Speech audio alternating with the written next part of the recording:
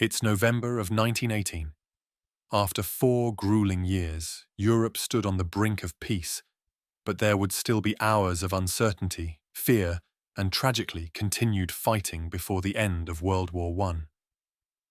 After years of brutal conflict, both sides were exhausted. Germany's economy was collapsing. Soldiers on both sides were sick and worn out, and civilians were starving. The Allies were growing stronger but were equally desperate for peace. After months of secret negotiations, a ceasefire was within reach. At 5 a.m. on November 11th, 1918, in a nondescript railway carriage in Compiègne, France, Allied and German forces faced each other. The negotiations were tense, but a deal was on the table. They put pen to paper.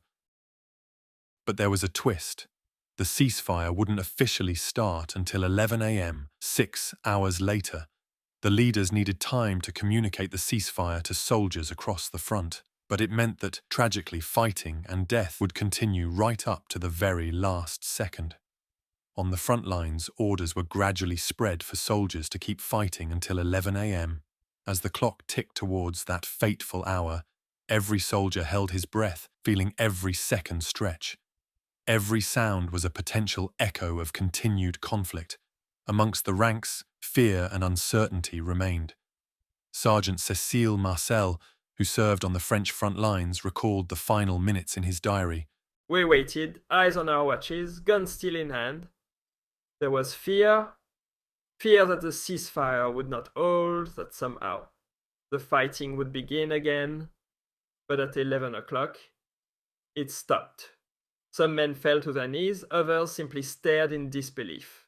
When the firing finally stopped, Private Andrew Johnson captured the strange calm that replaced the roar of artillery in the French-held Argonne forest, where some of the most brutal fighting had taken place. He wrote, "When the guns stopped, it was like waking from a nightmare.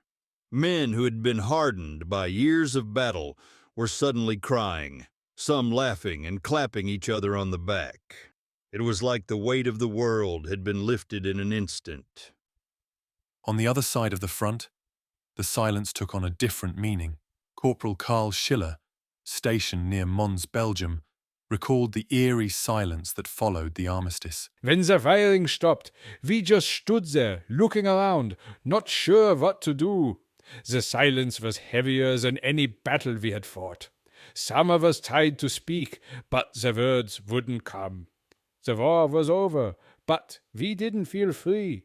We were prisoners of the memories, of the things we had seen and done. For many soldiers, there was no immediate celebration. They were relieved, yes, but they were also exhausted and haunted by the memories of friends they had lost. It was almost surreal. Private George Llewellyn, a member of the Welsh Fusiliers, was in a trench in Belgium when the armistice took effect. He wrote, "When the whistles blew at 11, we just sat there, still and silent.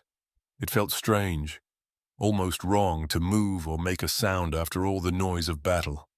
Then, one by one, we climbed out of the trench, and the men from the German line did the same. We just stood there, staring at each other." Captain Charles Carrington of the British Army in France reflected on the feeling of loss in his memoir. "We were all glad it was over, but we could not celebrate. The sheer number of friends we had lost was too much to forget. As the day wore on, we realized this was not just the end of the fighting, but the beginning of our lives without them." Some also looked ahead to a future of doubt and despair, not only for themselves, but also for their country and what they had fought for. Ludwig Heuer, a German infantryman, described the somber mood as he wrote, "There was no joy in the end, only a sense of emptiness. We had given everything, but now our homeland was in ruins. The war was supposed to be glorious, but it left us feeling hollow. When the silence fell, we felt more alone than ever before." Oberleutnant Friedrich Kellner, a German artillery officer, captured in his diary the quiet acceptance of the soldiers around him. We had been fighting with no real hope for months, and we knew the end was coming, but when the armistice was finally declared, there was no sense of victory or celebration. We had given everything, and for what? As we packed up our positions, it felt as if we were leaving a part of ourselves behind on that battlefield. Not every soldier was fortunate enough to survive the final hours. Most units knew about the armistice and held back, but others pushed forward, thinking they needed to claim as much territory as possible before the fighting stopped. One of those was Private Henry Gunther, an American soldier from Baltimore, Maryland. Gunther's story was unique and tragic. He had volunteered to join the war, but he had been demoted from sergeant to private because he had written a letter to a friend back home, criticizing the war. Therefore, until the last moment, he was trying to redeem himself by proving his bravery on the battlefield. In those final moments of the war, Gunther's unit came face to face with a German machine gun nest. The Germans, knowing the end was close, were signaling for Gunther to stay back, but Henry, determined to prove himself, ignored them and charged forward. Despite the Germans' pleas, Gunther kept advancing, and he was shot and killed just 1 minute before the armistice took effect at 11 a.m. Gunther became the last recorded soldier killed in action in World War I. Tragically, over 10,000 soldiers were killed or wounded in those final 6 hours. Armistice Day quickly became a day of remembrance for all who had served and sacrificed.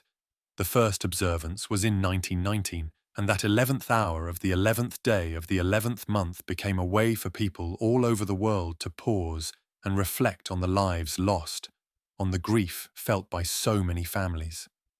They called it the war to end all wars, a hope that was, sadly, short-lived. To veterans of later wars, World War II, Korea, Vietnam, and beyond, Armistice Day still carries a powerful meaning. It reminds them of the camaraderie, the hardships, and the sacrifices they made for their country. But beyond honoring soldiers, Armistice Day is also about committing to peace. Captain Charles Barrett, an American soldier, wrote, "I pray we've done enough, that this will be the last time. The world has lost too much to let it happen again." In today's world, where conflicts still persist, Armistice Day reminds us that peace is fragile and something we need to work for. It's a day to remember the brutal costs of war, to honor those who've served, and to support those who continue to pursue peace. As Private Andrew Johnson, serving in the American Expeditionary Forces, remarked, "Peace is a victory of its own, but it is not permanent. My hope is that we've learned what the cost of war really means, and that we would guard peace as fiercely as we fought for it."